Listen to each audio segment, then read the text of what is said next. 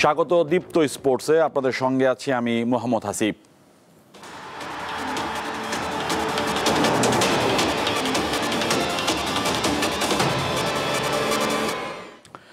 আগামী ২৭ নভেম্বর শুরু হওয়ার কথা ছিল লঙ্কান প্রিমিয়ার লিগের ষষ্ঠ আসর। বুধবার এক বিজ্ঞপ্তিতে লঙ্কান ক্রিকেট বোর্ড জানিয়েছে আসন্ন টি-20 বিশ্বকাপের কারণে এবছর হচ্ছে না ফ্র্যাঞ্চাইজি টুর্নামেন্টটি।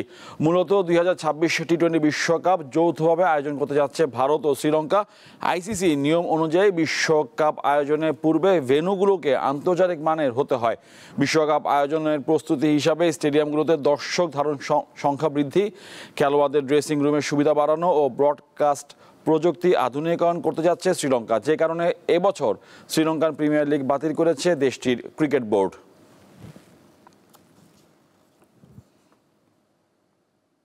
ফুটবলের খবর।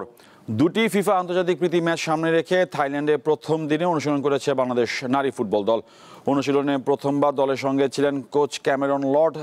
দেশের নারী ফুটবলে head of conditioning and strength হিসাবে যোগ দিয়েছেন ক্যামেরন। অস্ট্রেলিয়ান এই লিগের দল পার্থ গ্লোরির সঙ্গে সবশেষ কাজ করেছিলেন তিনি। এশিয়ান কাপের প্রস্তুতির অংশ হিসাবে ২৪ ও ২৭ অক্টোবর থাইল্যান্ডের বিপক্ষে দুটি প্রীতি ম্যাচ খেলবে বাংলাদেশের মেয়েরা। আগামী বছরে ১ থেকে ২১ মার্চ অস্ট্রেলিয়ার সিডনি, পার্থ ও গোল্ড কোস্টে হবে নারী এশিয়ান কাপ। বি গ্রুপে বাংলাদেশের প্রতিপক্ষ উত্তর কোরিয়া, চীন ও উজবেকিস্তান।